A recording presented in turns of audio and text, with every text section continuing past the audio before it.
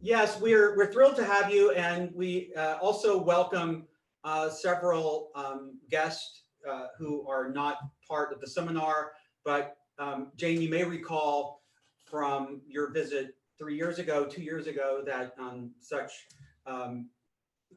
Wednesdays when we have a visiting speaker, we try to extend a public invitation. So we welcome you. This is our next to last class. I can't believe how quickly the semester is going along. When do you all finish at Occidental? We finish right before Thanksgiving. Is that so? It's the same for you then?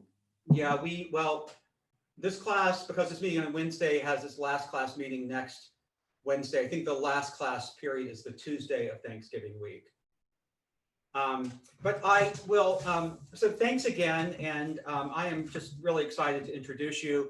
I'd just like to say a few words about Professor Hong, and then let her take over and share with us her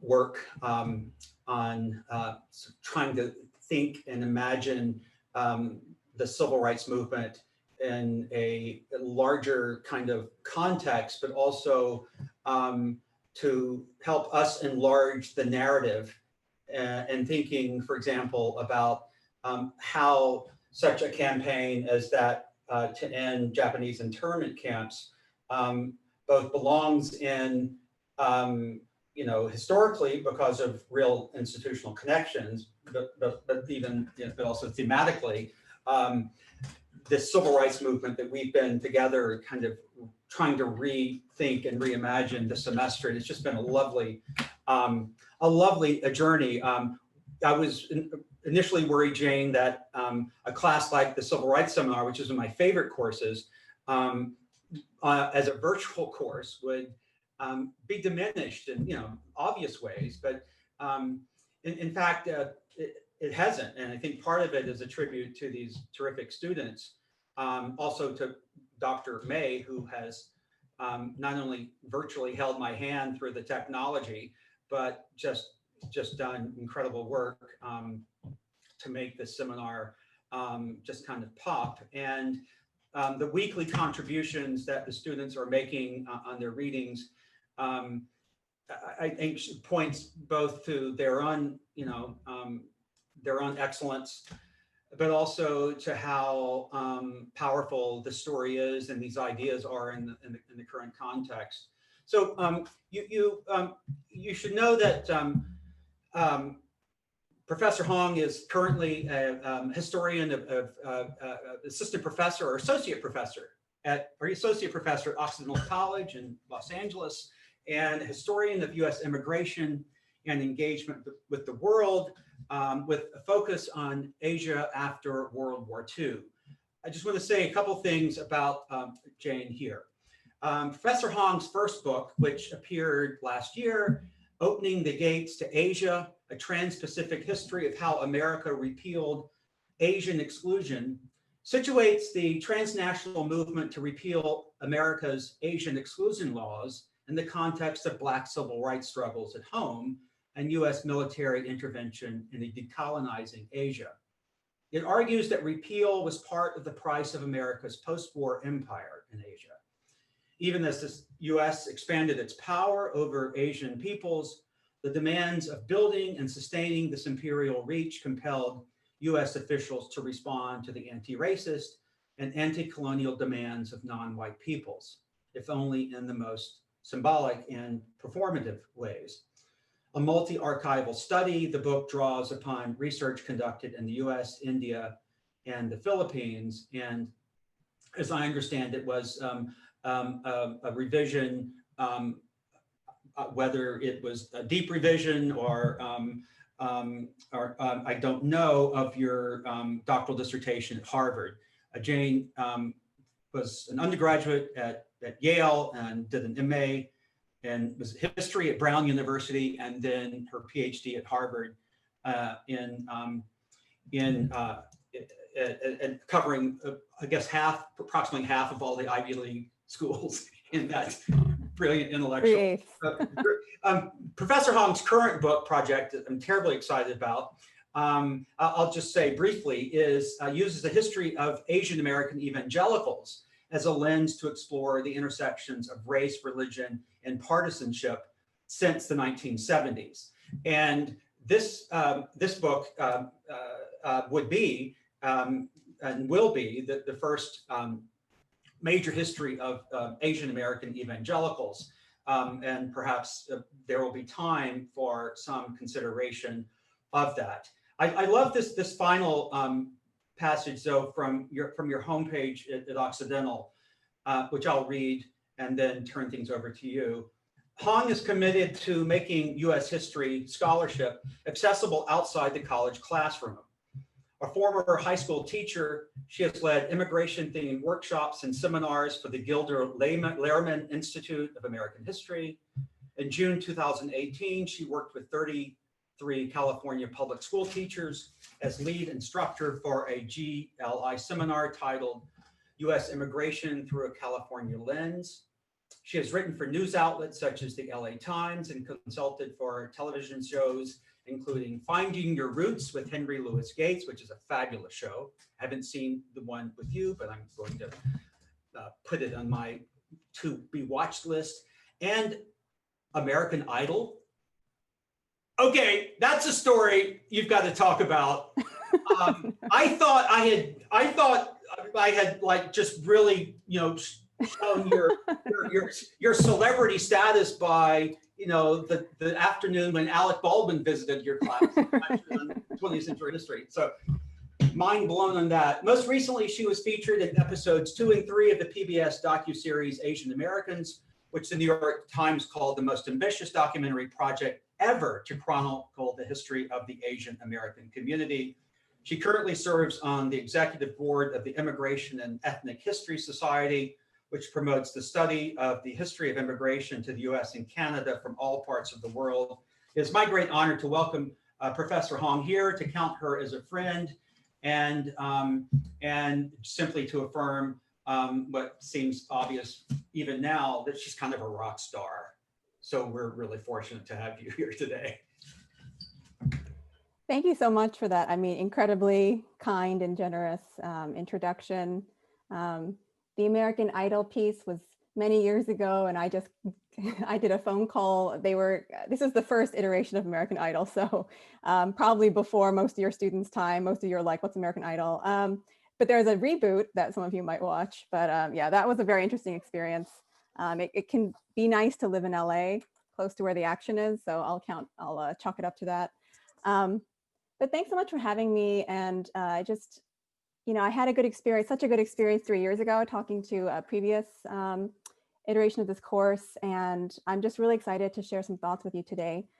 So I know it's your second to last class. I just taught my class like literally 30 minutes ago. So I know how tricky it could be at the end of the semester. So I'm going to try to keep it moving and then leave some time for Q&A and discussion at the end as well, because I'm very curious to hear your thoughts. And I hope that some of what I say will generate some thoughts on your part.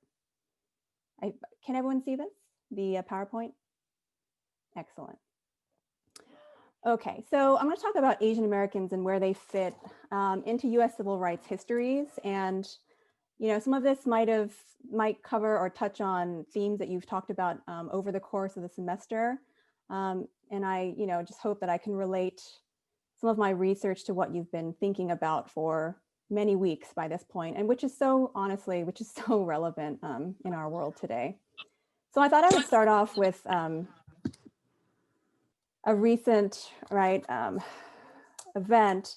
So, I mean, we've all, or many of us, we're familiar with what happened with George Floyd back in May of this year. And a lot of the media coverage surrounding the police officer, there are several police officers who are involved. Derek Chauvin there in the middle is probably the one that people know best. And in the conversation around George Floyd with the Black Lives Matter movement, many people talking about this as, our modern day civil rights movement. I mean, these efforts, these campaigns, right? They're not, the struggle's not over, right? Is what I think many Americans would agree. And many Americans were introduced to some of these themes for the first time, these questions, perhaps. But there was another kind of conversation happening among scholars who study Asian America, immigration in general, and also among the Asian American community. And I think, I think for today, you read a piece from Frank Wu's Yellow, and I think that piece does a really good job of complicating just the very category of Asian American. And that piece was written, I think, in 2002, so almost 20 years ago, but a lot of the things that he talks about are still, I think, still relevant. But if anything, that category Asian American has become even more complex as you have Southeast Asian Americans, refugee histories, right, that are also part of what we kind of call Asian American. So the category itself has become even more contested, I would say, and complicated. And so that really kind of came to light during the conversation around the George Floyd murder, around Derek Chauvin. So Derek Chauvin in the middle. And there are two ways it became, I think, part of the big conversation among Asian American scholars and Asian Americans and folks who care about Asian America. If you look on the bottom right, so there are two ways. The first is there were other police officers in Minneapolis who were involved, right, who were complicit in George Floyd's death. And there you have, right, this image circulated in a lot of places.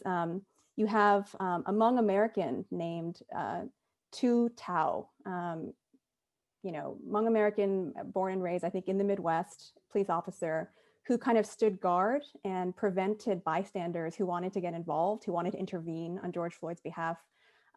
Tu Tao was one of the police officers who made it impossible, kind of prevented folks from intervening. And, there have been some news stories about him. Actually, there are a number of stories about him. And some of the articles kind of delved into Hmong Americans, and Hmong Americans, H-M-O-N-G, right? And for some Americans, especially outside the Midwest, where there aren't large Hmong American populations, I mean, some Americans have never heard of this group before. Some of this news coverage delved into the Hmong American experience, which, I mean, is very different in many ways from the ways that kind of the model minority trope that you read about for today talks about Asian Americans, right? So the model minority trope, right, that you read about, kind of Asian Americans as this very industrious, hardworking, quiet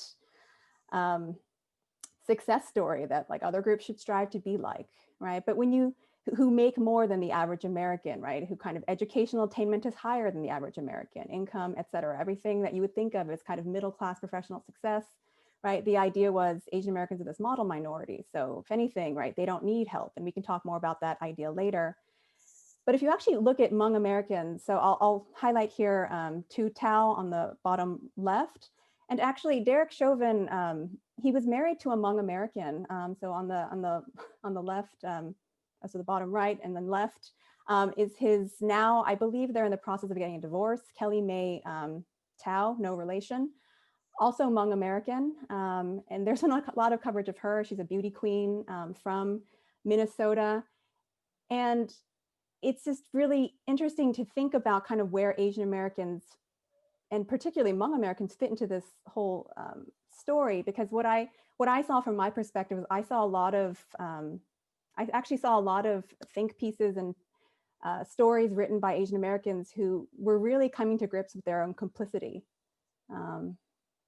in kind of white supremacy, right? And thinking about kind of where Asian Americans fit into this story that's often framed as Black and white, right? Because Derek Chauvin, right, George Floyd, but then where do people like Tu Tao fit, right? So it kind of highlighted a lot of, I think, it highlighted the very ambivalent racial space that Asian Americans continue to occupy, I think even today, right? Many, many decades after people have talked about this, right? The New York Times news piece that I think you read for today about the model minority, that's from 1966, right? That's 54 years ago, right? But what's really interesting about the model minority is how enduring it is, right? And how kind of the very ambiguity, the ambivalent racial space that Asian Americans occupy, how that's still a thing, right? There still seems to be a lot of ambivalence. And then within Asian American communities, thinking about Southeast Asian Americans, South Asians, where they fit into this category of Asian American, which I'll talk a little bit about based on my research, right? The category Asian American refers to many groups, not just Japanese Americans or Chinese Americans. in theory, it does encompass Hmong Americans, but some of the pieces that I saw, right, talked about, right, if you actually look at Hmong Americans as a group, they have a whole different history. And, you know, they're refugees to begin with, but they're not even refugees in the same way that Vietnamese Americans and Cambodian Americans are refugees, because they have a particular story. Hmong Americans, so Hmong, they were a people group in Laos who worked with the US military. They worked with the CIA during the Vietnam War. So they had a special relationship with the US military and with the US government. And so that's why many of them were able to gain refugee status, and they were able to come to the US after the United States lost the Vietnam War, right? So even within refugee histories, their history is actually quite distinct. If you take a look here, there's a group out of UC Riverside that does a lot of good work disaggregating the term Asian American. And I think there's been a lot of stuff. I mean, many of you probably have seen, there's so many news articles right now disaggregating Latino American, right? Because the Latino vote, right, in this last week's election has been so important. You can argue that there's a very similar, right, problematizing, right, that needs to happen with this category of Asian American, because it's such a diverse category. If you take a look here, even just median household income, this is from 2014. Hmong are actually second to last, 52,500 a year. That's actually lower than the average median, so the median household income for white Americans, right? So there's really vast disparities in the groups that together people still all continue to refer to as Asian American. And the last thing I'll say about problematizing that category is it's been interesting to see kind of discussion around Kamala Harris, who is the first, right, woman of color to become vice president-elect of the United States. That is a major historic moment. And what's interesting is thinking about kind of what communities can claim her as one of their own, and just how she's talked about. She's claimed by many African Americans, Black Americans in this country. There's also an interesting conversation there because her father was Caribbean, right, Afro-Caribbean. But among Asian Americans, I do see a lot of East Asian Americans claiming her as Asian American, but then I see some pushback among South Asian Americans, right? So there's always this very interesting kind of dynamic even within the community, right? Do South Asians consider themselves Asian American in the same way that maybe Chinese Americans do? Do Vietnamese Americans consider themselves Asian American, right? In the way that maybe Japanese Americans do. So there's so many different community histories that just get kind of lumped together. And I think that's true for any category, any racial category. But with Asian Americans, I wanted to talk a little bit about that today because I think it's relevant, very relevant to the conversation about Asian America generally, and then particularly what's happening right now in this country. So what I'll say two things. So again, this idea of the model minority that you read about for today, in that chapter you read in yellow, law professor Frank Wu, he talks about kind of these assumptions about Asian Americans' relative economic success was partly, like these assumptions are part of the reason why many people, you know, didn't even think Asian Americans needed any kind of civil rights movement, right? Like if you're doing well financially, if like you're sending your kids to an Ivy League school, like what do you need, right? Like what are you still fighting for? Do you even have like a civil rights claim to make? And this is something I think, you know, is still kind of prevalent in some circles today in thinking about Asian Americans. And that's, you know, assuming people even think about Asian Americans. Because the other piece I would say is, you know, Asian Americans still make up about, I think, 6% of the country's population at this point. And there's a longer history there just about kind of their relative lack of voting power, and we can talk about that. But I mean, even with the model minority trope, and I hope that you picked up on this, both the New York Times piece and the yellow chapter that you read for today, what's really interesting to think about is the model minority, it is about Asian Americans, but if you actually read between the lines, it's ultimately not really about Asian Americans. And I think that's typically how you hear Asian Americans talked about, I would argue even today, right? With the affirmative action debate, for example, there was a case out of Harvard, right, where you had some conservative Chinese Americans actually fighting against affirmative action, arguing it discriminates against Asian Americans, although the majority of Asian Americans in this country do support affirmative action. So, I mean, even within that debate, right, there have been a lot of discussions about like why, like who is using whom, right? It's kind of like Asian Americans, many have argued, were being used. They were being used as a tool to kind of dismantle affirmative action. And with the model minority trope, I think a lot of the critique is the trope isn't actually about Asian Americans. It's a way that some political leaders, social scientists in the 1960s, they tried to use the model minority to try as a critique of African Americans, right? So in some ways, the model minority is not even necessarily ultimately about Asian Americans. They're kind of this like tool that's used at various times. And so I think that's another reason why perhaps people don't know much about this history, because usually if it's talked about at all, it's talked about in relationship to other groups or other struggles or other issues that aren't even ultimately about Asian Americans. So part of my work is the attempt to redress that. So two things I'll talk about today, just very briefly, right? If you look at history, the assumption that, you know, Asian Americans haven't had to struggle for anything, right? That, I mean, that assumption, you know, obviously I'm not going to say that that's true. The assumption is false. And I'm going to talk briefly about what many would call two Asian American civil rights movements. The first I wrote a whole book about, you know, which Professor Marsh mentioned earlier. It's the movement to repeal Asian exclusion. And the second one, which I'll talk about more briefly, is the Asian American movement, which in many ways was an outgrowth of not just kind of civil rights, but Black power in particular in the late 1960s. So I'll talk briefly about these and we can always follow up with questions. So I'll just say, so Asian exclusion in the United States, most people have heard of Chinese exclusion. I think that if you learn anything about this history, this immigration history, that is the one law that you might have heard of. In 1882, you know, it bans or tries to bar Chinese workers from entering the United States. And the way that critical race theory, so the way that law professors, many scholars have talked about race in America. So if you think about civil rights, it's important to recognize how different groups in American history have battled different kinds of discrimination, right? So not all of their struggles for rights are going to look the same because their actual histories of discrimination are different. And so for African Americans, right, you see second-class citizenship. So African Americans, Black Americans have fought for the full promises of their citizenship, voting, for example. Latino Americans, right, you see different kinds of struggles, particularly around migration and deportation struggles. I teach this in my US immigration history. For Asian Americans, the struggle has really been, so Asian Americans have historically been racialized as foreign, right? And there are a lot of historians and law professors who write about why. And one of the arguments they make is that it's really because of these exclusion laws.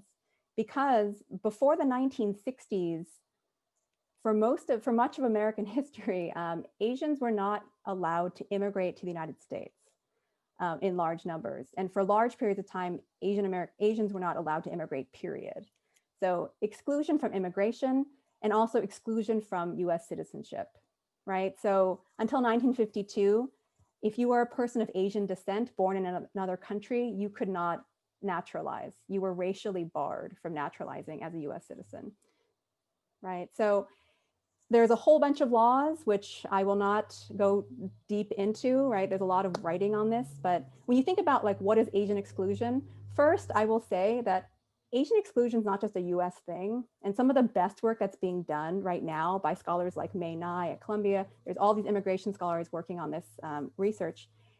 Asian exclusion is something that happens in Australia, New Zealand, South Africa. I mean, it's actually a global story. It's a global history. But in the United States, I talk about it in the United States particularly, and I do foreign policy, so we can talk more about that. But in the United States, it happens pretty early. Australia is also, you know, perfecting it pretty early on. But it happens in the United States, series of laws, such that by the time you get to 1917, 1924, basically, if you are someone in Asia who wants to immigrate, it's extremely hard, right? And there's actually this map that Congress draws in 1917. It's called the Asiatic Barred Zone. And let me just tell you, when you think about the category of Asian American, kind of who we think of as Asian American today, I mean, the argument that scholars make that is, I think, just is the truth. That category itself, I mean, that was a category created by the law, right? So in 1917, did Indians think of themselves as having much in common with Chinese? maybe in some places, but not really. Not really, right? So the term back then was not Asian American, it was actually Asiatic, right? That was the term that the law used. And so Mei Nai has argued, historian Mei Nai, she basically says the category Asiatic is a racial category created by exclusion. Just like Latino, for example, is a category that was created by the US Census. And there's a lot of writing about, right, those kind of racial categories. So basically, because Asian Americans were historically excluded from immigration and US citizenship, really their civil rights struggles began with the fight to first enter the United States, right, to get in as immigrants, and once here, to fight for US citizenship, the right to naturalize. And so by 1924, essentially what you see here, there's a complete ban on Asian immigration and Asian naturalization as US citizens. I mean, in my book, I spend a lot of time, I mean, basically my book looks at different campaigns that ended exclusion. And really what you see here, it's a bunch of different groups waging different campaigns that kind of borrowed from each other, but that were largely independent. And that changes just a little bit near the end, but from basically between the 1940s and the 1960s, Chinese Americans, Indian Americans, Filipino Americans, Japanese Americans, and later Chinese Americans again, there are these kind of community campaigns where you have folks like here on the left, Mike Masaoka of the Japanese American Citizens League. He wasn't very popular because he actually cooperated with the US government during the incarceration of Japanese Americans. So there's also a lot of very conservative groups who are spearheading a lot of this activism to end Asian exclusion, right? So this isn't necessarily a very radical campaign, right? And what they were fighting for in most cases is just very small quotas, right? So China, they had 0 people allowed to enter before 1943. In 1943, Chinese American community, they're not even that involved, to be honest. In the Chinese campaign case, it's actually people like Pearl Buck, the writer, and other missionary connected Americans, other white American elites who have an interest in China. They're the ones who really spearhead that first campaign. Right, so every one of these campaigns is quite different, but generally speaking, these are campaigns for very small gains. They're just asking for like quotas of 100. Can you allow in 105 Chinese per year, right? Which effectively is kind of like exclusion if you're asking, you know, if you think about the actual numbers, right? 100 people per year, it's largely symbolic. So a lot of these campaigns were fighting for symbolic change, right? But the idea was exclusion laws, they make America look racist, okay? They make America look racist.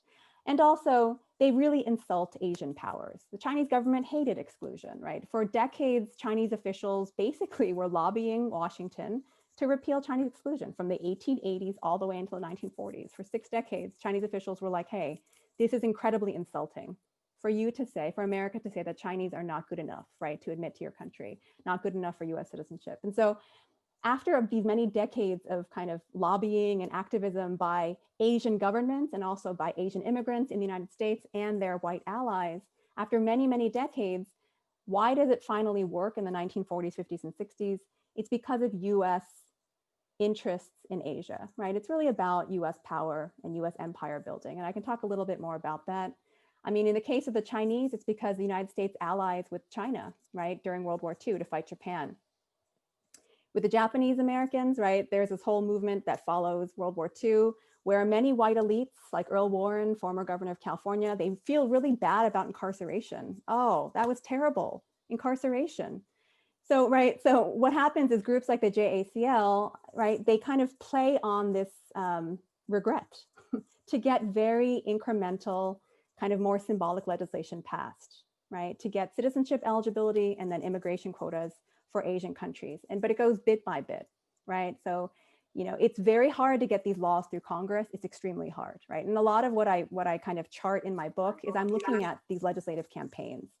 And I'm primarily interested, I look a lot at Asian Americans, but Asian Americans, most of them couldn't even vote, right? And there were very few Asian Americans, like they're not a huge electoral bloc. So it's not like they could lobby Congress and say, I'm not going to vote for you if you don't pass this bill. So they had to use very creative kind of non-electoral ways to get people's attention, to get Congress on board. And one of the ways they did that, so here I just mentioned Japanese Americans on the left. On the right, this is the Chinese American Citizens Alliance.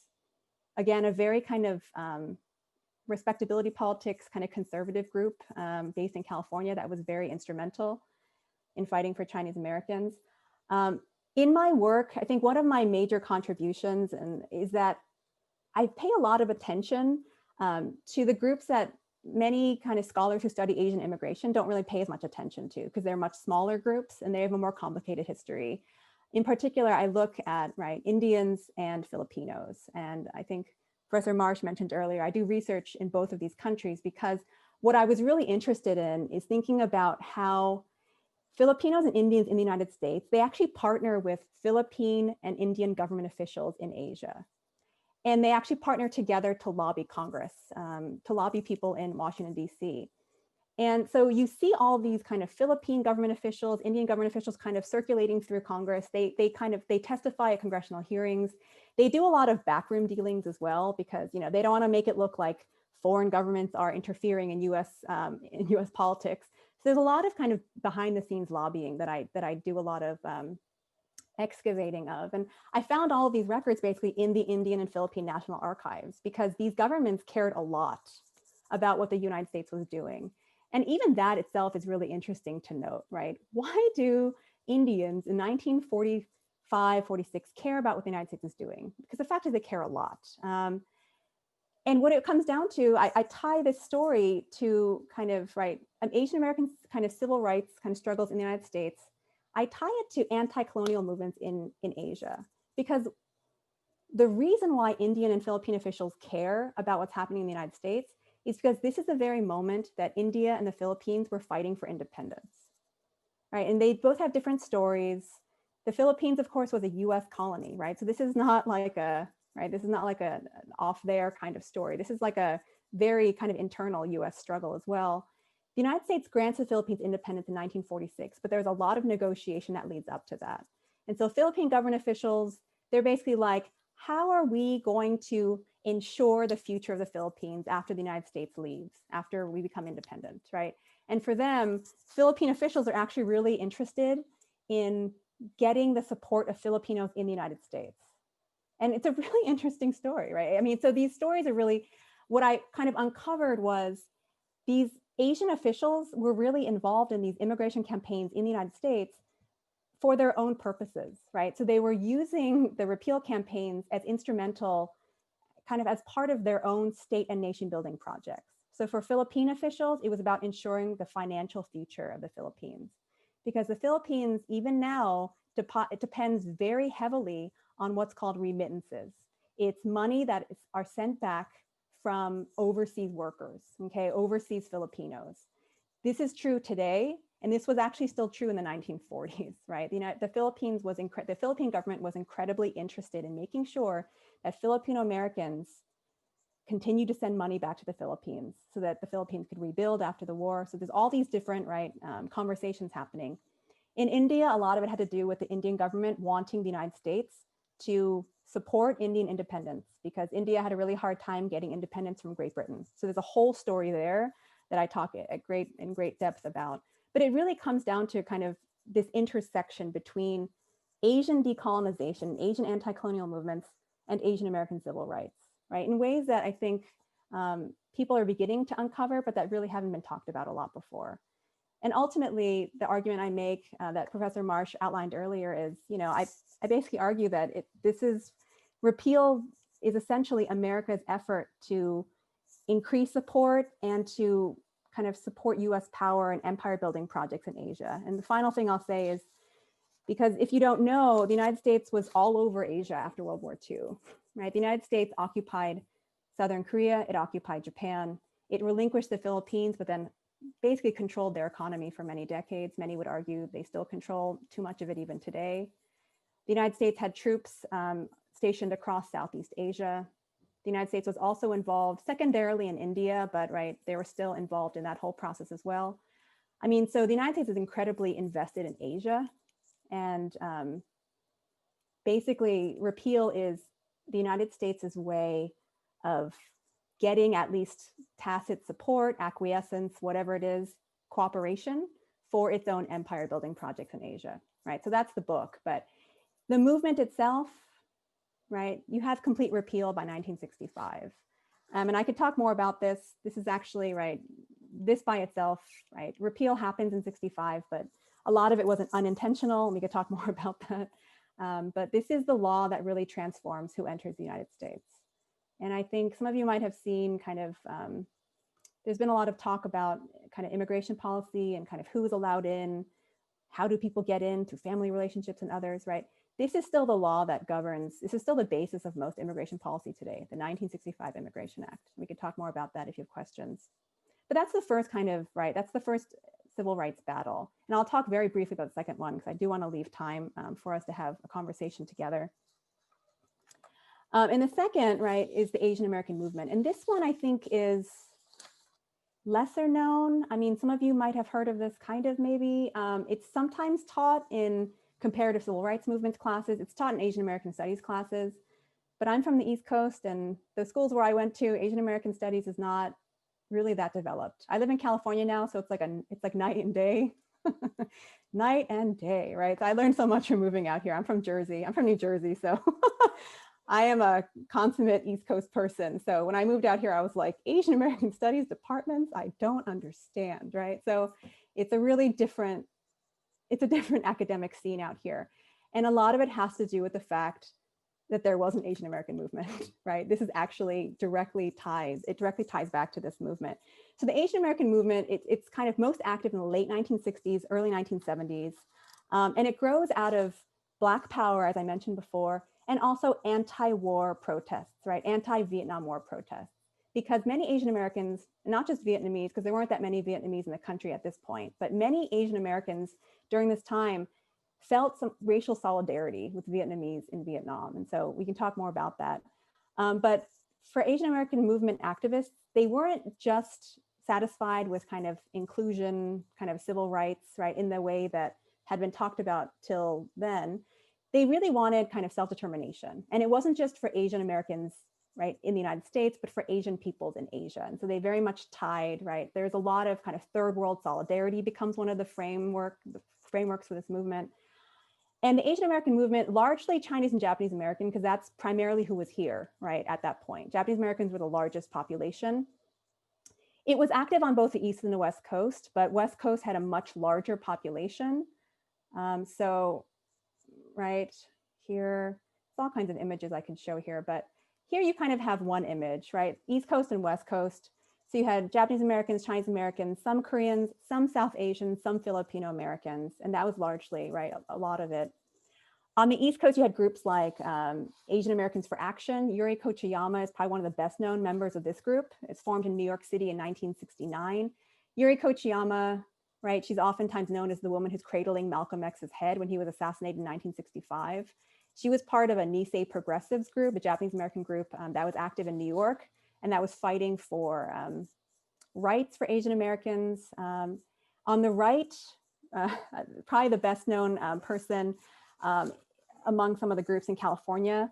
This is Richard Aoki. He was Field Marshal of the Black Panther Party before he helped found APA, the Asian American Political Alliance, in 1968. There are groups called the Red Guard Party in San Francisco, Chinatown, which was modeled after kind of the Black Panther Party, but also take some inspiration from Mao. So these groups weren't just interested, right? They weren't just interested in kind of more traditional civil rights, as I mentioned. For them, they really cared about critiquing capitalism.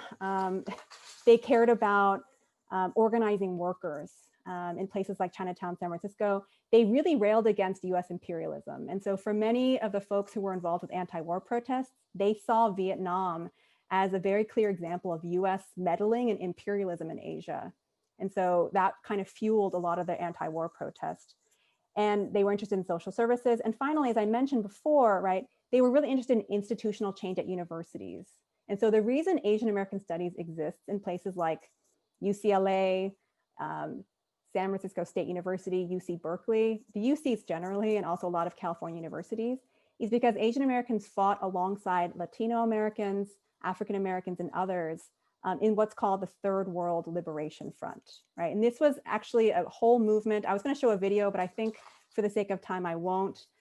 But basically you had activists from these different groups coming together in a coalition, and they put pressure on San Francisco State University and later UC Berkeley to create ethnic studies, right? Classes where these groups, community groups, could actually learn about their own histories. Because a lot of what these activists talked about were, you know, they'd never learned about anything about their own history in the classroom. And right, to think about kind of what that means for a community to not have a history, right? That was part of the push for ethnic studies. And again, this is something that, you know, has really borne a lot of fruit, right? In the sense that anytime you see an ethnic studies class or department at a university, that is a direct outgrowth of the Third World Liberation Front and the ethnic studies strikes of the late 1960s, like in very real concrete form. You could take classes in these departments. There are people hired in these classes.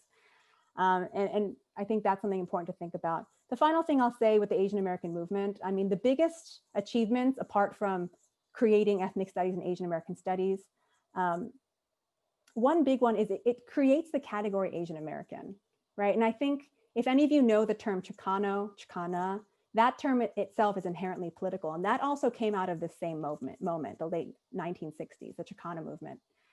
So Asian American, that term was actually created in a very similar way to be inherently politicized, right? The idea that you would call yourself not Chinese American, not Japanese American, but Asian American, that you would claim kind of a racial solidarity or racial identity, that itself was seen as a political act in the 1960s.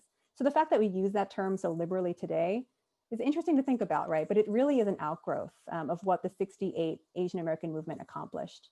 And the final thing is the Asian American movement was very coalitional. So the idea that Asian Americans should fight alongside Latino Americans, African Americans, Native Americans, and others, that very idea of coalitional politics, multiracial politics, was very much a legacy of the Asian American movement and the late 1960s in general. And so I'm happy to talk more about that. I'm sure you've talked much about this in the course, thinking about kind of how the different groups interact because they're living in many of the same places, right? San Francisco has a lot of people, not just Asian Americans, not just white Americans, but many others. And so thinking about kind of how these groups crossed paths and what that meant for cooperation, potentially conflict, right? I'd be interested to talk about those too if you have questions, but I'll stop there and invite any questions that folks may have. That was fantastic. Thank you so much, Jane. Applause, applause.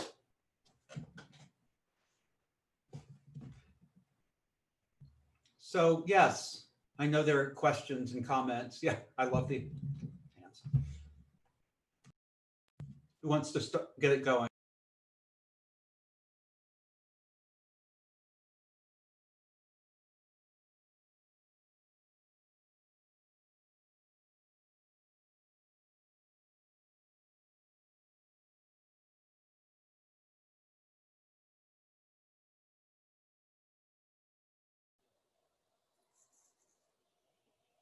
Actually, one thing I would just ask is how many people have, how many of, you know, among you all, among students, I mean, how many have actually heard any of this history before? So either kind of repeal, thinking about Asian exclusion and the repeal, or the Asian American movement. I'm always curious kind of to see who has heard what before. So I think I saw one hand. I see Karen. Okay. Karen, what have you heard before? I don't know. Can you unmute yourself? I think Roxanne. Roxanne, did you have your hand up? Oh, did you? Okay, so two. Oh. I can speak a little bit. I actually spent the summer reading a lot more about Asian American history. I don't know, just like something about being in quarantine. I had an English teacher from my high school send me a lot of like books written by Asian American women.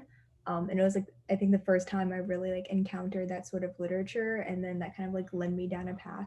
I also read like Racial Capital by Oka Day over the summer, which was a really interesting read and like covers a lot. It's about Canadian, Asian Canadian history, but I think a lot of it was applicable also to the US.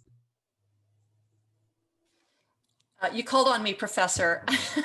So yeah, this is Karen. I think I was more familiar with the literature kind of Asian Americans. in college and in grad school. And since then, I've read a lot of fiction in particular. So I learned about the experience this way. I did learn about Mary Pike Lee, Korean American woman. And I can't remember how I found her, but I think I was asking for some of these stories and read her book.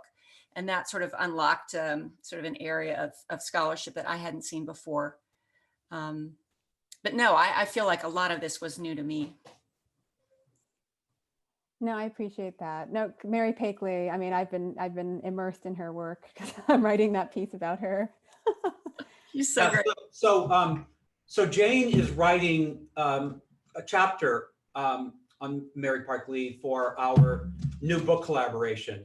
We did this, Jane and 12 or 13 other scholars are involved in this project of putting a book together called People Get Ready. And it's sort of a project that tries to retrieve sort of progressive religious voices in American history and give them kind of a fresh introduction. There is a lovely narrative of Yuri Kuchiyama here in this volume that Grace Cow, I think. Yeah, Grace. Why am I seeing it here? Oh, that's because the index does not include. Yeah, which I'm really happy to make available as a resource. May I just ask a quick question? In what sense was Yuri working in, self-consciously kind of the yellow power movement?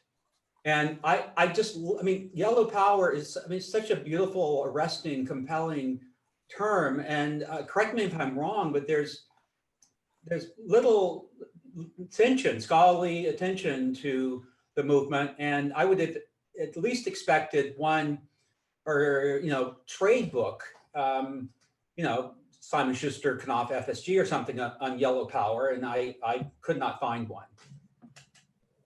Yeah, I feel like the Frank Wu book that you excerpted from, The Yellow from 2002, is kind of one of the main trade books I could think of. I mean, there might be something I'm missing, but no. I mean, even among scholars, there are a few scholars like Diane Fujino at UCSB, Daryl Maeda at University of Colorado, who write about the Asian American movement and Asian kind of yellow power, but and radicalism generally. But it is something that I think more folks need to write about.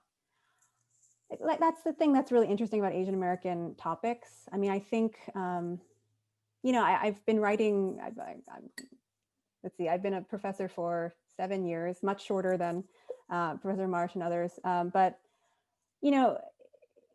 it's interesting to think about kind of how different groups become legible, right? Like, for example, how many articles did you read about Latino Americans before, if you're not Latino American, if you're not taking a course, for example? Like, how many articles did you see in the mainstream media before the election season this year? Like, kind of when do you see that attention all of a sudden crop up, right? When do people become legible, right?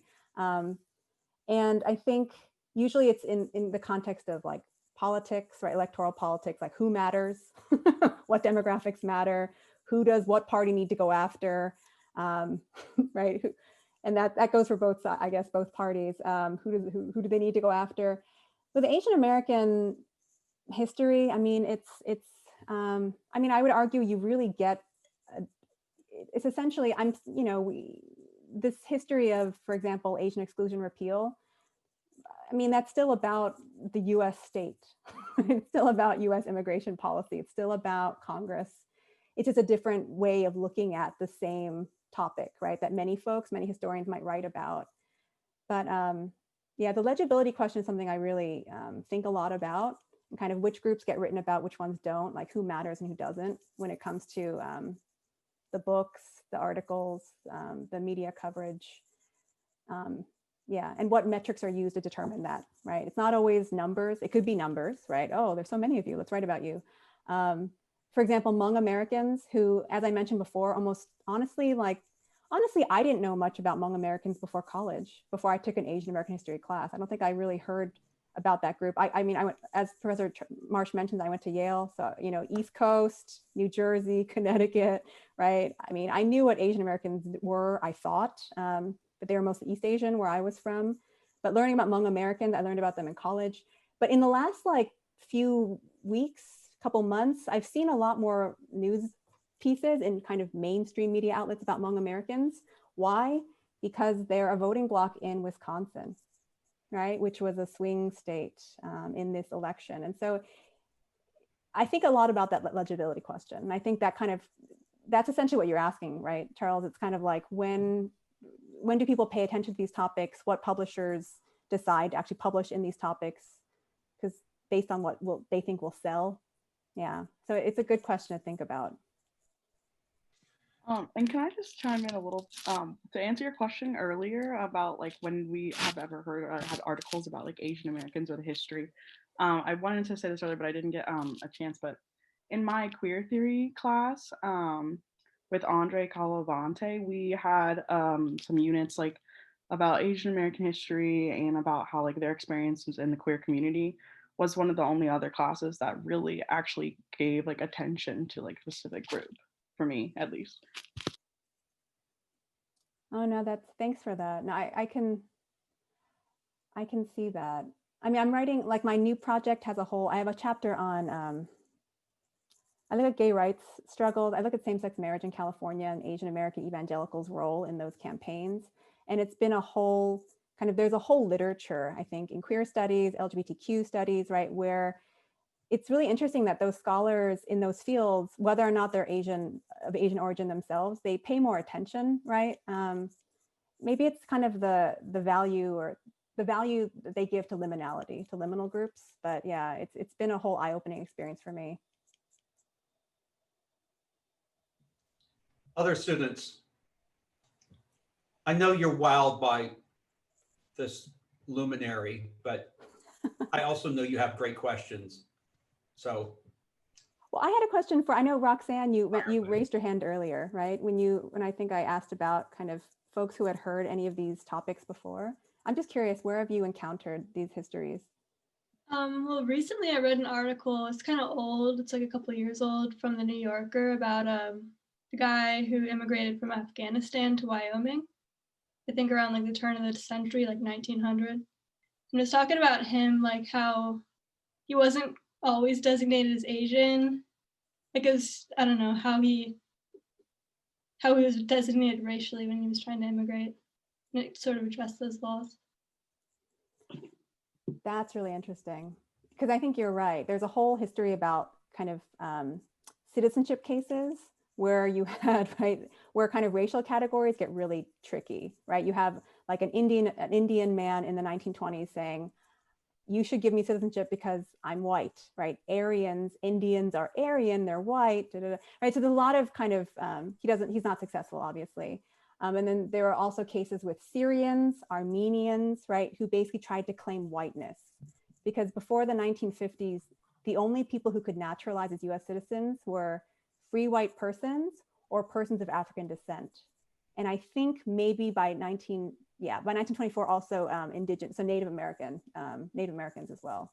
So there are really particular categories. So a lot of people tried to claim whiteness.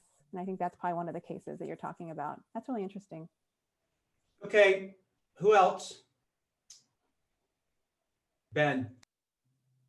I'd be interested to hear you talk more about kind of changing self-identification within Asian American, whether that's East Asian or South Asian. My cousins are half Indian, and increasingly, especially kind of in solidarity with police violence movements, they are talking about themselves as brown, like they grew up brown, and how that kind of places them maybe in a different category than Asian, not to push themselves away, but just to kind of emphasize what being brown in this country is. So any thoughts you have on that? No, I think that's a great question. And that's such an important conversation that's been happening. I mean, before 9/11, right? Obviously before 9/11, but particularly after 9/11, thinking about groups that for the purposes of racial categories would be considered Asian, who just had vastly different experiences in the post 9/11 regime, right? Where you had South Asians. You had Sikhs, for example, being targeted because people were mistaking them for Muslim, even though they're literally Sikh, right? Which is a different religious tradition. Even people coming to grips with the fact that Indonesia is actually, right, the largest Muslim country on earth. It's actually an Asian country, not, right, a country that people typically think about.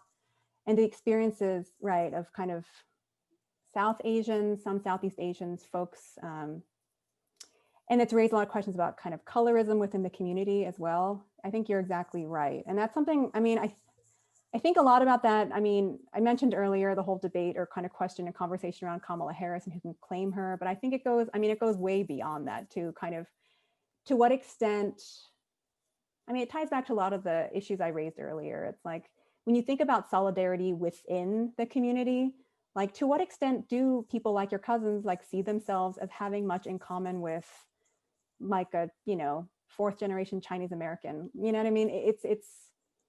And even among Chinese Americans, oh my goodness, there's Taiwanese Americans, Hong Kong Americans, right? So I am Korean American, but my friends who have like Cantonese roots with the Hong Kong protests, right? Such Chinese America is like one of also incredibly internally diverse in ways that I think most people don't understand.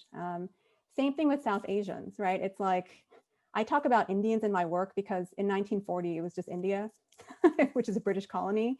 But today, right, you have India, Bangladesh, Pakistan, right? All of these countries, they're South Asian, but they also have these different religious traditions. So even amongst themselves, right, this category that we impose on them, and who do I mean by we? I guess I just mean like US shorthand parlance, right? We, South Asians themselves are an incredibly, even internally, diverse category. I think what the Asian American movement tried to do, right, was to kind of rally together, right, these groups in solidarity based on the argument that they had something in common, right, that they had common interests to fight for. And I think there are still, right, there are still groups like Asian Americans Advancing Justice. I did phone banking with them. I did phone banking with them like in the last 2 weeks before the election. And I did phone banking with the Democratic Party of Pennsylvania. And I was incredibly with the AAPI group. And I was just really moved because I mean, it was like East Asian Americans, South Asian Americans, Southeast Asian Americans, and they all were coming together under that kind of racial umbrella of AAPI. The PI is a whole other story we could talk about too, Pacific Islander. So I mean, I saw that solidarity there, right, during particular moments. In terms of whether that solidarity is lasting or whether it even should be lasting, you know, so should it be like coalitions for particular causes, like the election? Should it be long-term solidarities? Like what humps do you need to kind of get over? Filipino Twitter is extremely active on these questions with Filipino Americans, right? Many times Filipino Americans argue that they're not really included when people talk about Asian Americans. And so there's a whole conversation around that too. So there's like an internal conversation, you know, which I think your cousins might be part of. There's also the kind of broader conversation. But as I said, I have seen moments where that solidarity really, I've seen it in practice even today. So that's something I find very encouraging. It's elusive, but there are moments.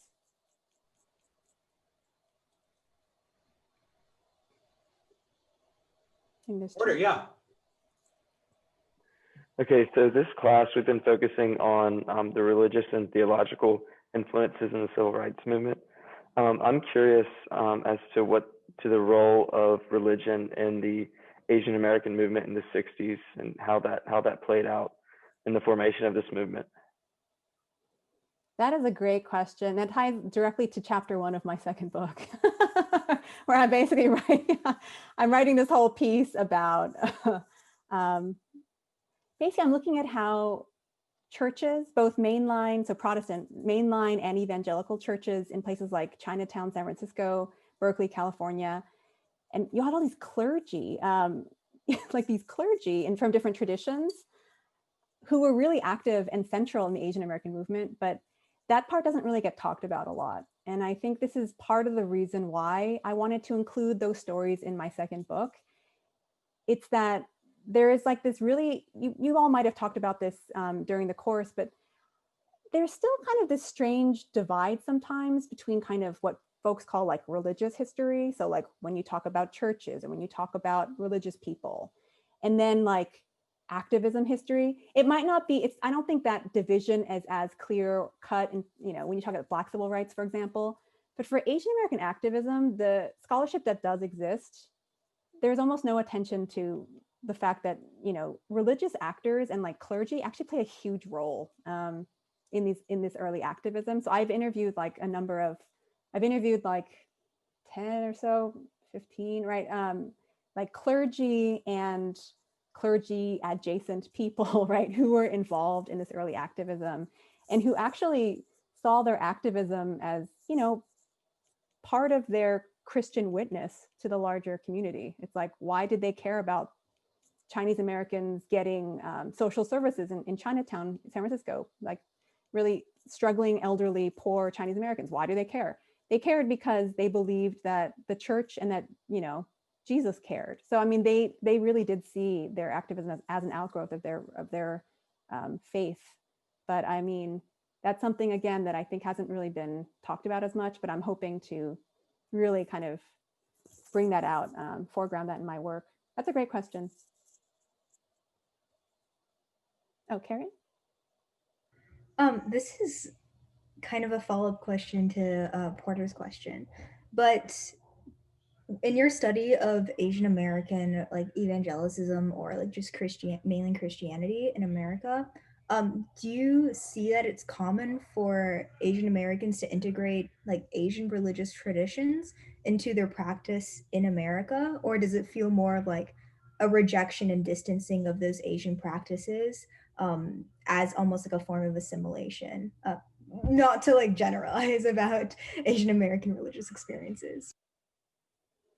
No, that's a tricky question. It's a good one. I think a lot of folks in religious studies have written about this, or not a lot, but some folks, actually probably a lot that I just don't know about, but I've read some of it. I mean, I think a good example is when I think about Asian immigrants. So many of the folks I write about, I'm writing about second and third generation, so people like me who were born here, for example, but I care also a lot, I write a lot about the Asian immigrants, right, who many of them were actually converted before they came to the United States. And that has a lot to do with the fact that like American evangelical organizations like the Billy Graham Evangelistic Association, Campus Crusade for Christ, they were huge, World Vision, they were huge, particularly in East Asia, they were huge. I have a colleague at Emory who's writing a whole book on kind of the connections between South Korean evangelicalism and US evangelicalism. So Billy Graham goes to South Korea in like the 1950s or 1960s. I mean, it's one of the biggest kind of crusades that he leads internationally. So, I mean, so it gets tricky to answer that question because I think the kind of lines between kind of US evangelicalism and kind of Asian, right, Asian variations, or kind of how evangelical Christianity in particular is practiced in Asia, the lines are kind of blurry because a lot of times it's the same organizations, right, that themselves are global in scope. But an example I can think of is, I know ancestor worship, right? Ancestor worship is something that I know in particularly in Korea was something that Presbyterian missionaries like Samuel Moffat, the Underwoods, I think they were Presbyterian and Methodist, who came in the late 19th century, early 20th century. You know, I think there was a whole debate, and this happens in many countries across the world. This is not just a Korean case, but you have these American missionaries who are like, oh, is ancestor worship, you know, is that like anti-Christian? Is that like satanic? Is that like biblical, right? And that debate looks different in different places, but I think for many of these early American missionaries, it was something they heavily discouraged. And I mean, even in my own family, some family members became Christian in Korea through Campus Crusade for Christ, Korea. And, you know, I have uncles who are pastors now living in New York who are just like, no, you can't do that. That's very unbiblical. It's very unchristian. And those are things that they learned. I think this uncle in particular learned during his time in Korea, right? Which is something that people still talk about even within immigrant communities in the United States. Like what kind of Korean or Asian traditions are acceptable? You know, which ones fit with the Bible, which ones don't? There's still a lot of debate, I think, even now. even within families. Like my family still fights about that. Right? Can you pay respect to your ancestor on the day that they died every year? Is that biblical? Can real Christians do that? Like people still talk about that, believe it or not, within immigrant communities.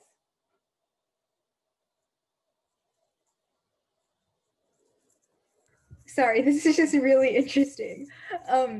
But do you see that debate as largely functioning under like a biblical framework, or operating under almost like a white hegemonic framework, or honestly both?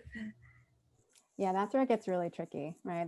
And this is what I'm trying to tease out in my work, kind of how to think about people's beliefs and how to respect them without trying to label them in disrespectful ways. You know, when I think about, like, it really matters to me how people like my uncle understand their own religious practice. Like I want to respect that without being like, it's assimilationist, right?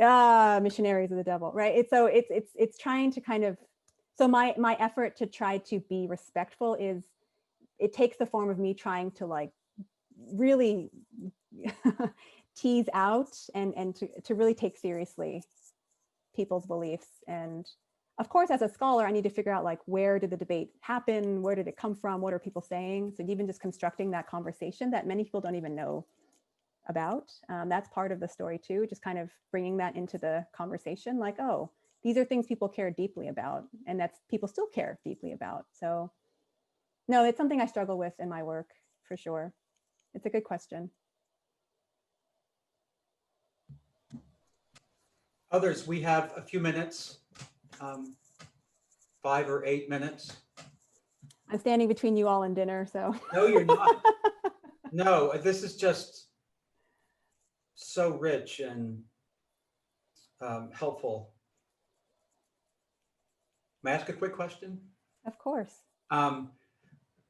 So there's an interesting story that former director of the Center for the Study of Southern Culture, Charles Reagan Wilson at the University of Mississippi tells, and the center there has done some work on Asian Americans, primarily Chinese Americans in the Mississippi Delta. They're the first, community of Chinese Americans arrived in the Delta during Reconstruction. Mm-hmm. And some were working initially as sharecroppers, and then, in time, many began to run the stores, the small little markets that primarily served African American communities, but otherwise that's a fairly kind of unstudied story as the Chinese American community grows in the Delta, so that by 1960 there are several thousand Chinese Americans, and then there are, I think, 15 or 16 Asian Americans in Mississippi. But that's kind of just and he follows the story of this one man, this Chinese man, who actually first arrived in California, but he was working on the railroad system, and he ended up in a small Delta town, Mississippi Delta town. I think it was like 1870. I married a Black woman, and the story of their family and kind of carving out this kind of strange little singular tri-ethnic kind of niche that survived for a while, and until the Klan and the Night Riders began to bring Reconstruction down. And gosh, just what an incredible story that would be to write, to follow. And all right, so anyway, that aside, I just two questions. So staying in the Southern theater, can you just make a couple of general comments about what you know of Asian American participation in the movement So, in 64, when students are recruited and, 1,000 or so during Freedom Summer. And then there's kind of a recruitment effort that's maintained with American universities, primarily, Northeast and kind of the progressive enclaves in Madison and Ann Arbor, but there are quite a number from the West Coast as well. So Asian American participation in the civil rights movement in the South. Sorry, I just want to talk to you so much, but also like Asian American perception of the civil rights movement in the South. And then kind of the third part of that is, I'm sorry, it's such a convoluted question. The first kind of signs of the civil rights movement in the South, say 1955 to 1964, which is how I kind of like to mark one chapter of the story, its influence on Asian American kind of social activism and identity. So is that too much to ask? No. I just hope I can do justice to your question in a short time, because I want to make sure I respect everyone's time too. No, these are great questions. And in fact, when I teach Reconstruction in my U.S. History survey, I assign a whole chapter from a book called Coolies and Cane, which is about when former slaveholders try to bring in Chinese immigrants to replace formerly enslaved peoples, because they're like freaking out about who's going to do the work. So they bring in a bunch of Chinese. They're like, oh, these people are docile. But then the docile people end up like striking, and then they eventually get kicked out, right? So they were like, many former slaveholders thought Chinese were like the answer. So they imported them from Cuba and other places in the Caribbean. So very interesting. So yeah, there's a long history, you're right, of like, there's a real long, interesting history of kind of Asians in the South that goes back even right to the 19th century. But yeah, by the time, so I was reminded about a documentary that I have seen about Chinese Americans in the Delta. So this is a different story. There was no intermarriage in this story, but I think it was a family separated by Chinese exclusion. So very briefly, Asian Americans in the Southern Civil Rights Movement. I mean, whenever I just read stories, it's always like individuals who participated in like Freedom Summer, right? There's like there's individual stories that I've seen, usually in like random news media. There's like individual stories. So it's oftentimes, so I don't know how much work there's been done. I do know that like Asian Americans in California, like the Japanese American Citizens League sent several hundred people to attend the March on Washington in 1963. So there were definitely Asian Americans, typically East Asian Americans, involved in kind of these big moments, but not in large enough numbers, or else people haven't written about them, right? So they haven't really been documented, so we don't know as much. But I know that like groups have sent delegations to these kind of large events. In terms of views of Black civil rights, I write about this in my book. I mean, there is so much that can be said, but I think the two things are, first, I mean, I think, similar to just general views of the civil rights movement, I think many kind of more second or kind of more professionally established Asian Americans, kind of the older folks, elites, were very skeptical of the civil rights movement. They still kind of supported it to some extent, but I think the views were mixed. And the second thing I'll say there very briefly is just where this becomes an issue is when Hawaii becomes a state and starts sending Asian Americans to Congress. And those Asian American Congress people are supposed to vote on the Civil Rights Act and other pieces of civil rights legislation. And that kind of creates a whole conversation about like Asian Americans and African Americans, what relationship do they have? It's quite contentious in like the early 1960s. And the last thing I'll say is, in terms of the longer term influence, I mean, apart from these documentaries I see about like individual Chinese American families in the Delta and things, I don't see a lot. But there is a book, Stephanie Hinterschutz has written a whole book about Asian American civil rights struggles in the South. So I can send you that title for sure. That just came out within the last 2 years. Is this the book called A Different Shade of Justice? Yes, I haven't read it yet, but I know it's about the South. Yeah, I haven't read it either, Asian American Civil Rights in the South, but I'm eager to. So you, who do you know Stephanie Hinterschutz? Yes, yes, Yeah. Hinterschutz. Mm-hmm. Do you, on the first part, these individual stories, these individual characters that have come to your attention over the years, of participants in the South? Do you have a list or have those I names? can look for one. I know. I feel like someone should have compiled something.